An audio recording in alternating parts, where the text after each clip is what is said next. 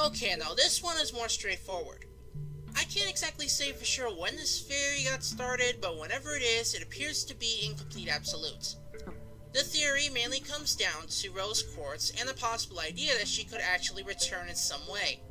Not in a flashback, but actually return for real. People thought a number of ways that this could be achieved, but 9 times out of 10 it would be at the cost of Steven's life. As far as this goes, it's either an absolute yes or an absolute no. While many theorists do support this, they usually seem to put in one common fact that seems to make this less believable, for me anyway. The idea that Rose would just come back immediately as her normal self. That's where I draw the line. Canon says her DNA had been put into Steven, so she can't just poof back. I don't exactly think it's a complete loss either. Here's my main idea for it. It is possible to bring her back, just not in the way that we expect. Here's how I think it'll go down in a number of steps. Step 1. Remove the gemstone. I doubt it'll be a deliberate move, since many a gem would find this as complete suicide, since they need a gemstone to live. Steven, however, is a half-human, and as some pointed out, the idea of hologram bodies doesn't apply to him. He's skin, meat, and bone. So I think he can survive getting a permanent piercing removed. As for how it could be done, I'd imagine either as a crazy freak accident by a corrupted gem attack, or Steven actually having it surgically removed. Both ideas seem possible anyway. Step 2. Use a gem drill to put the gemstone in the dirt. While it is unclear as to the exact process, aside from the short that we got, this will probably be the best method to give Rose's gemstone more life after being removed from Steven. Location, of course, has to be considered. They can't place the gemstone in the kindergartens anymore for the lack of life they have in them anyway. Step 3. Wait.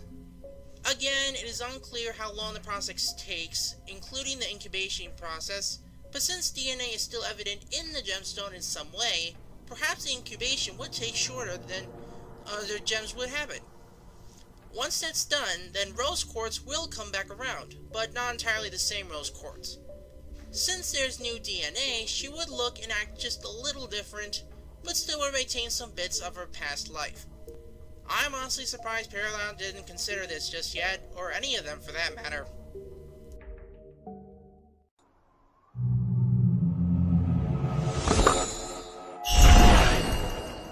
Whoa!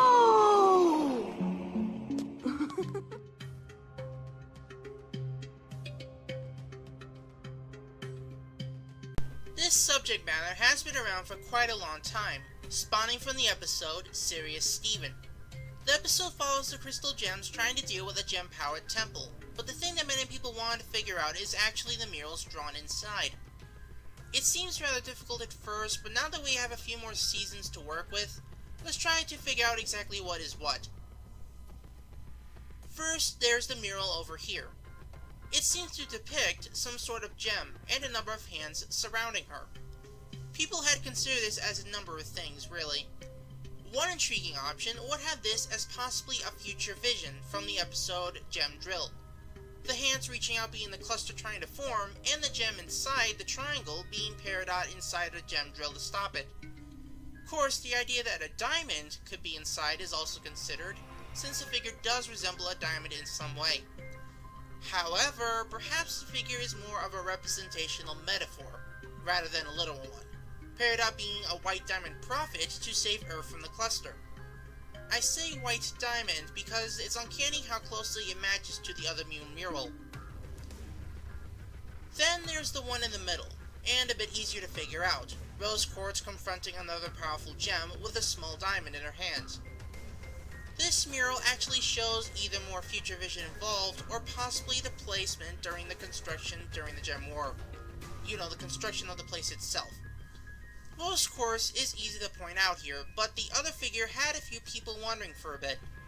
The object under the opposing challenger had some people give a few options, this probably being lapis lazuli or even blue diamond. The smaller figures shown in the mural could easily be figures fighting for rose quartz, though what exactly they are is a bit unclear. Are these other crystal gems, or humans fighting for rose? As for the murals shown at the bottom, they are a bit too easy to make out. Obviously, these represent the other rooms inside the temple, the ones Garda and Steven had gone through to be exact. The idea of this being made in the middle of the war, or sometime during it, has more evidence because of these exact murals down here, the other rooms possibly being training rooms for fighting gems in practice. However, then we have the mural over here, and this one is possibly the most vague of the murals amongst the temple. It's rough to really say on who this gem is or who it's supposed to be, though she does have some sort of aura or energy around her.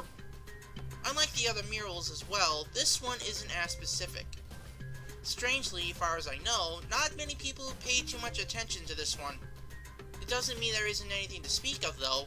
One theorist, named Slice of Otaku, even went as far as to call this a fusion of the diamonds, called Black Diamond. I'll leave a link to his video in the description so you can see for yourself. It's actually pretty uncanny how well put he made this.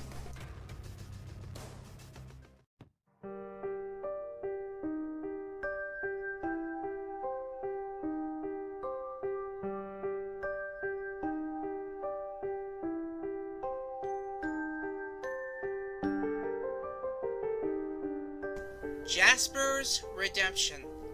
This isn't exactly a theory per se, but it is something that's constantly being brought up by all sorts of people in the community as a hopeful option, and I honestly think it just grew even more so now that Lapis and Peridot are part of the group. Just one more member and that would be it. That would complete the team.